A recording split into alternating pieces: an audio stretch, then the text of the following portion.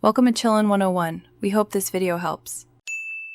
You start by confirming which Apple band you have and why that matters.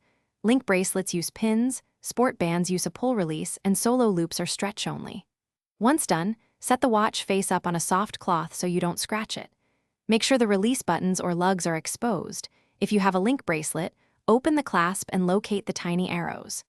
Take a small tray for tiny parts and keep good lighting so you can see those small pins and springs.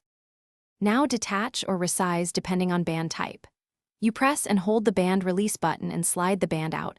That quick action releases sport and leather bands. If you're resizing a link bracelet, use a pin pusher aligned with the arrow, push pins partway, then pull them fully with pliers. Remove links symmetrically from both sides to keep clasp centered.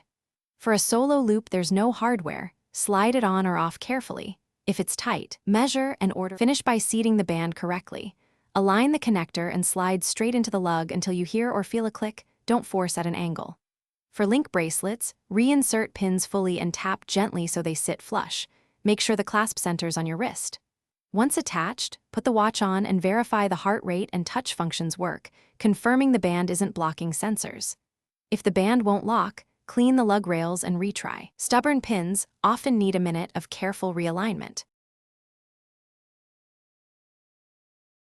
Thanks for watching. Consider subscribing if we helped you.